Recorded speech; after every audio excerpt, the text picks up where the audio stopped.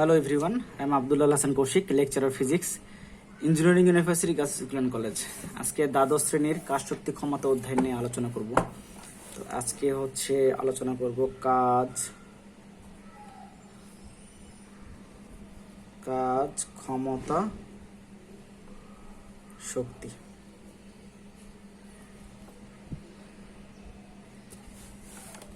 আগের ক্লাসগুলোতে আমি কাজ কাকে বলে, তারপরে ক্ষমতা এসব নিয়ে আলোচনা করেছিলাম। তারপরে আমরা কুয়ার বা নলকূপ থেকে পানি উঠানোর ক্ষেত্রে কিভাবে ক্যালকুলেশনগুলো করব সেগুলো আলোচনা করেছিলাম। তো আজকে আমি শক্তির সংরক্ষণশীলতা নীতি নিয়ে একটু আলোচনা করব, যেটি খুবই ইম্পর্টেন্ট এই অধ্যায়ের জন্য। তো শক্তির সংরক্ষণশীলতা নীতি বলতে আমি মেনলি দুইটা শক্তির সংরক্ষণশীলতা বুঝাবো আর কি। তো একটা বিভব শক্তি, আর একটা গতিশক্তি। ওকে, গতিশক্তি। এখন এই বিভব শক্তি এবং গতিশক্তি এই দুটো যোগফলকে বলা হয় যান্ত্রিক শক্তি, ওকে। এখন বিভব শক্তিটা কি আর গতিশক্তিটা কি, এই দুটো আমাদের একটু জানতে হবে আর কি। বিভব শক্তি মানে যখন তুমি নর্মালি কোনো বস্তুর অবস্থান পরিবর্তন করবা, তখন তার ভেতরে কিছু কাজ করার ক্ষমতা থাকবে আর কি। তো সেটাকে নর্মালি বলতেছি আমরা বিভব শক্তি। তো আমরা দুই ধরনের বিভব শক্তি নিয়ে আলোচনা করব। একটা অভিকর্ষজ বিভব শক্তি, আর একটা স্প্রিং এর বিভব শক্তি। ওকে, তো আজকে মেনলি দেখাবো অভিকর্ষজ বিভব শক্তিটা কি, যেটা তোমরা 9-10 থেকেও শিখে আসছো। লাইক মনে করো ভূমিতে একটা বস্তু ছিল, এম ভরের একটা বস্তু ছিল, তাকে তুমি ফোর্স অ্যাপ্লাই করে এইচ উচ্চতায় যখন উঠাবা, এইচ উচ্চতায় মনে করো তুমি বাড়ির ছাদে উঠাইলা এইচ উচ্চতায়, তখন তার ভেতরে যে কাজ করার সামর্থ্য থাকবে আর কি, সেটাকে আমরা বলতেছি বিভব শক্তি। আর সেটার মান হবে এম জি এইচ। ওকে ওকে, এটাকে আমরা লিখি ইউ দ্বারা লিখি, অথবা তোমরা ই পি দ্বারাও লিখতে পারো আর কি। তো নর্মালি বইতে ইউ দ্বারা লেখা আছে, তো এই জন্য আমরা ইউ দ্বারা লিখবো। তাহলে ইউটাকে এই ক্ষেত্রে অভিকর্ষজ বিভব শক্তি, ইউটাকে বলতেছি অভিকর্ষজ বিভব শক্তি। ওকে, এটা ইউ, অভিকর্ষজ বিভব শক্তি। মানে কোনো, আবার আমি বলি যে এম ভরের কোনো বস্তুকে তুমি যখন এই সাইডে উঠাবা, উপর দিকে উঠাবা, তখন তার ভেতরে কিছু কাজ করার সামর্থ্য থাকবে। ওকে, সেটাকে আমরা বলতেছি অভিকর্ষজ বিভব শক্তি। ওকে, সেটার মান এম জি এইচ। ওকে, আর গতিশক্তিটা কি? মনে করো গতিশক্তি কি, এটা যদি আমি দেখতে চাই, সেটা যে মনে করো একটা বস্তু ভি বেগের সামনের দিকে আগাচ্ছে, এম ভরের বস্তু আর কি। ওকে, এম ভরের বস্তু ভি বেগের সামনের দিকে আগাচ্ছে, তখন এই বস্তুটা তার গতির জন্য যে কাজ করার সামর্থ্য লাভ করবে, তখন সেটাকে বলবো আমরা গতিশক্তি।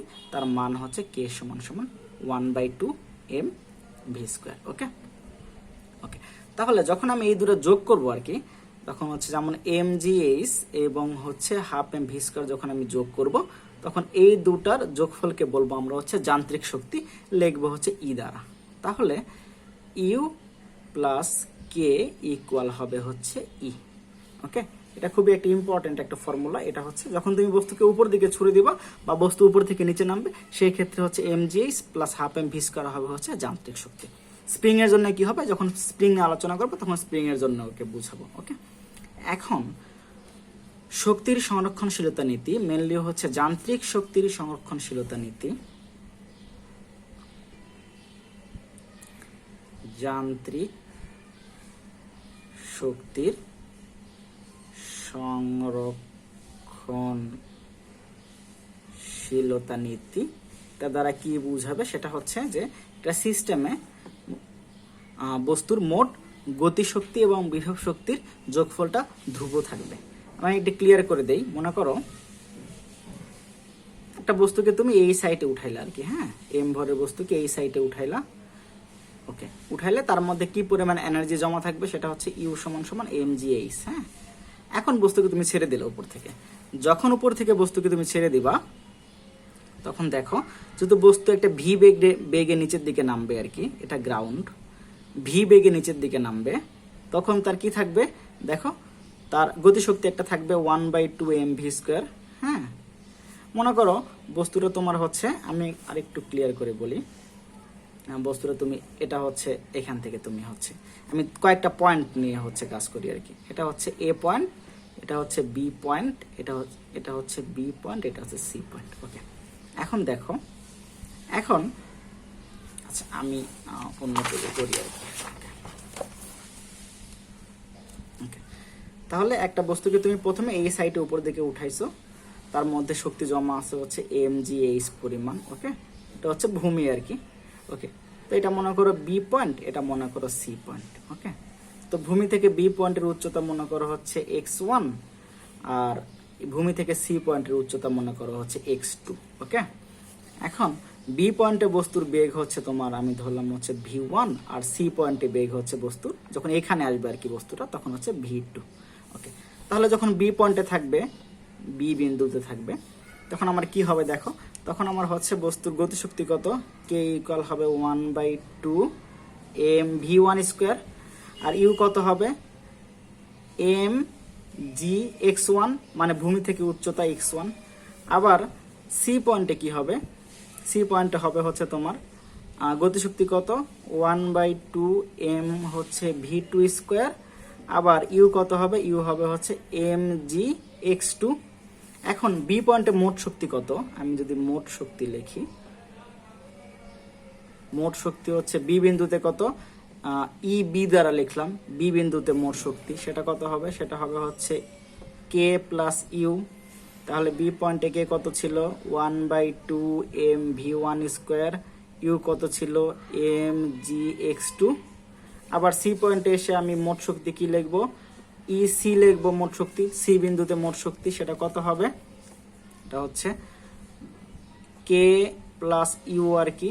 তাহলে কে কত 1/2 mv2 স্কোয়ার, ইউ কত mgx2। ওকে, এখন শক্তির সংরক্ষণশীলতা নীতি বলে, মানে যান্ত্রিক শক্তির সংরক্ষণশীলতা নীতি বলে এই ইবি আর ইসি হচ্ছে ইকুয়াল, মানে প্রত্যেকটা বিন্দুতে মোট শক্তি সমান। তাহলে এখানে কত হবে 1/2 mv1 square plus mgx2 equal হবে 1/2 mv2 স্কোয়ার প্লাস x1 আর mgx2। ওকে, আবার সেম ভাবে দেখো, যখন এটা হচ্ছে এ বিন্দুটা হচ্ছে বস্তুর সর্বোচ্চ উচ্চতা, এখন সর্বোচ্চ উচ্চতায় বেগ হচ্ছে 0। হ্যাঁ, আর বেগ যদি 0 হয় তাহলে দেখো এ বিন্দুতে আমার কি হবে, এটাও আমি ক্লিয়ার করি। এ বিন্দুতে যেহেতু বেগ 0, তাহলে গতিশক্তি কত 1/2 mv স্কোয়ার, ভি তো 0, তার মানে এটা হবে 0। আর ইউ কত হবে, ইউ হবে হচ্ছে mgh। তাহলে এ বিন্দুতে মোট শক্তি কত হবে, ই এ হবে হচ্ছে কে প্লাস ইউ, সেটা হবে হচ্ছে 0 প্লাস mgh। ওকে, তাহলে হবে হচ্ছে mgh। আবার মনে করো ভূমির নাম দিলাম হচ্ছে ডি। ডি বিন্দুতে কি হবে দেখো, ডি বিন্দুতে বস্তুর এইচ এর মান 0, কারণ কি এখান থেকে আমি এইচ মাপি আর কি, তো এখানে ভূমিতে নামছে, এইচ এর মান 0। তাহলে ডি বিন্দুতে আমার হচ্ছে ইউ হবে হচ্ছে mgh, এইচ এর মান যদি 0 তাহলে হবে হচ্ছে 0। আর যদি ডি বিন্দুতে বস্তুর বেগ ভি হয়, তাহলে ডি বিন্দুতে বস্তুর গতিশক্তি কত হবে 1/2 mv স্কোয়ার। তাহলে ডি বিন্দুতে মোট শক্তি কত, ইডি আমার কত হবে, ইডি হবে হচ্ছে কে প্লাস ইউ, মানে হবে হচ্ছে 1/2 mv স্কোয়ার প্লাস 0, মানে হবে 1/2 mv স্কোয়ার। এখন আমি যেটাই করি না কেন, প্রত্যেকটা বিন্দুতে আমার মোট শক্তি সমান থাকবে, মানে হচ্ছে যে এ বিন্দুতে মোট শক্তি ইকুয়াল বি বিন্দুতে মোট শক্তি ইকুয়াল সি বিন্দুতে মোট শক্তি ইকুয়াল ডি বিন্দুতে মোট শক্তি। ওকে, এটা হচ্ছে আমার প্রত্যেকটা বিন্দুতে আমার মোট শক্তি ইকুয়াল হবে। ওকে, ওকে, এটা গেল আমার হচ্ছে যান্ত্রিক শক্তির সংরক্ষণশীলতা নীতি। তাহলে এটা ম্যাথ করি আমরা, ম্যাথ করলে হচ্ছে আমরা বুঝতে পারবো যে কি হবে আর কি। ওকে, তাহলে ম্যাথটা আমি লিখি যে 2 কেজি ভরের একটি বস্তুকে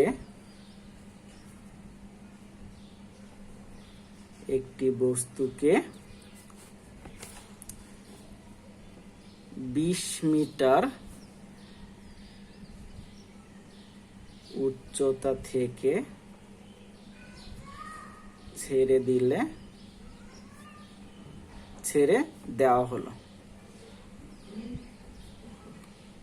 ওকে, কত মিটার উচ্চতা থেকে ছেড়ে দেওয়া হলো? 20 মিটার উচ্চতা থেকে ছেড়ে দেওয়া হলো। ওকে, এখন 20 মিটার উচ্চতা থেকে যদি ছেড়ে দেওয়া হয়, তারপরে কোশ্চেন হচ্ছে বস্তুটি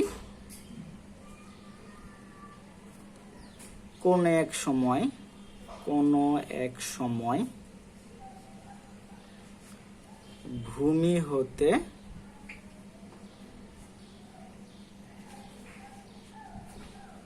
10 মিটার উচ্চতায় অবস্থান করলে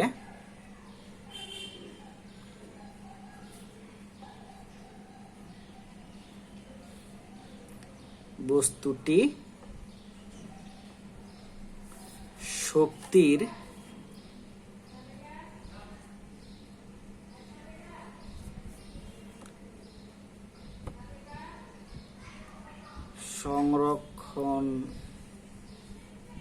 সংরক্ষণশীলতা নীতি মেনে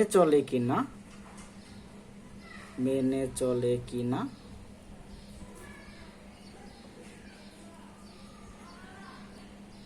গাণিতিকভাবে দেখাও। ওকে, তাহলে আমরা একটু দেখি কি হয় আর কি।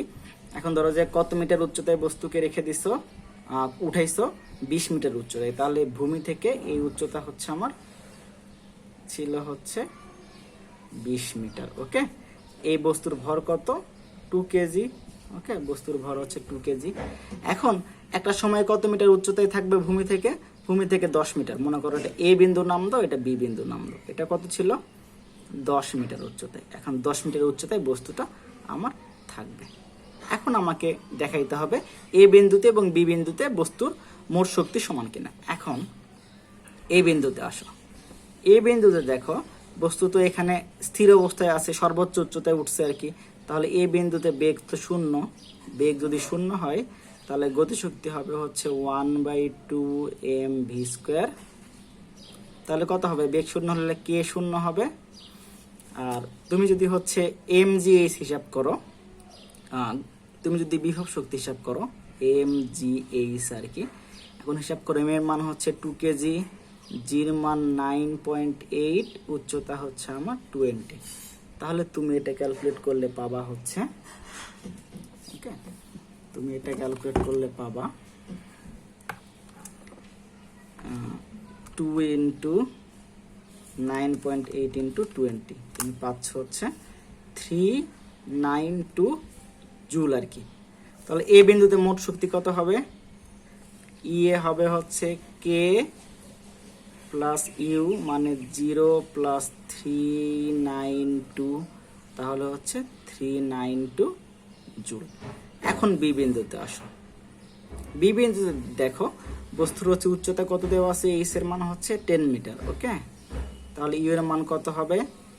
mgh, মানে 2 × 9.8 × 10। তাহলে কত হবে? 2 × 9.8 × 10 হবে হচ্ছে 196 জুল। এখন বি বিন্দুতে আমার কি বের করতে হবে? গতিশক্তি বের করতে হবে। কে এর মান কত আমার? 1/2 mv²। তাহলে ভি তো আমার দেওয়া নাই, বি বিন্দুতে আমার বেগটা বের করতে হবে। ধরলাম বি বিন্দুতে বেগ হচ্ছে ভি। তাহলে আমরা কি জানি ফর্মুলা? v² সমান হচ্ছে u² প্লাস 2gh আর কি। এখন দেখো বস্তু উপর থেকে নিচে নামতেছে, তার আদি বেগ তো 0 ছিল, তাহলে 0 প্লাস 2 × g × h, মানে হচ্ছে 2gh আর কি। এখন দেখো, এখন এইচ এর মানটা বের করতে হবে। এইচ এর মান কিন্তু এখন 10 না। কেন 10 না? মানে এটা তো ভূমি থেকে ছিল, আমাকে দেখাইতে হবে যে এই বস্তুটা উপর থেকে নামছে, মানে এই উচ্চতা নিতে হবে, এবি পরিমাণ, এই যে এখান থেকে নামছে যতটুকু আর কি, এখান থেকে উচ্চতাটা আমার নিতে হবে আর কি।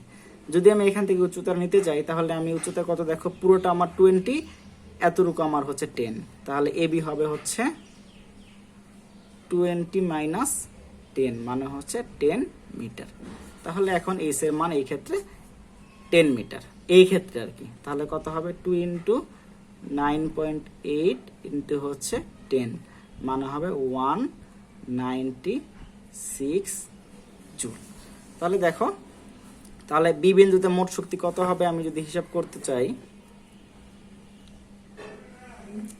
কে প্লাস ইউ,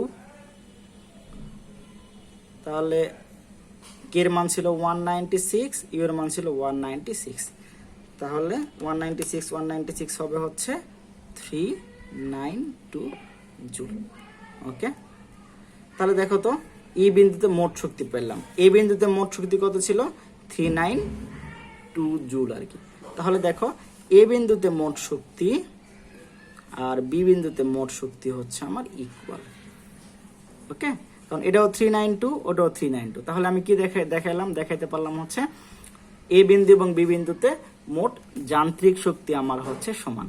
তাহলে আমি এখান থেকে কি বলতে পারি, এই বস্তুটি শক্তির সংরক্ষণশীলতা নীতি আমার হচ্ছে মেনে চলে। ওকে, তো এইভাবে তোমাকে দেখাইতে হবে। দুটো জিনিস এখানে ইম্পর্টেন্ট, যে তুমি কিভাবে তুমি ইউ মাপবা। আর তুমি দেখো একটা হিসাব করি আর কি, যখন তুমি ইউ মেজার করবো আর কি বিভব শক্তি, তখন উচ্চতা হইতে হবে ভূমি থেকে কত উচ্চতায় আছে, ভূমি থেকে কত উচ্চতায় আছে, ভূমি থেকে। হ্যাঁ, এই যে এম জি এইচের যে এইচটা হচ্ছে ভূমি থেকে, মানে ভূমি থেকে যদি এখানে থাকে তাহলে এটা যদি x2 হয় তাহলে এইচ এর মান হবে x2, আবার যদি এখানে থাকে মনে করলাম এটা যদি x হয় আর কি, তাহলে এটা একবার এইচ এর মান হবে x আর কি। বাট যখন তুমি এই যে গতিশক্তি মাপবা কে সমান সমান হাফ এম ভি স্কোয়ার, ওকে, আবার ভি স্কোয়ার সমান সমান যখন তুমি হচ্ছে U E square plus 2gh যখন মেজার করবা, এই এইচ এর মান হবে হচ্ছে ওই উপর থেকে তোমার যে পজিশনে আসছে।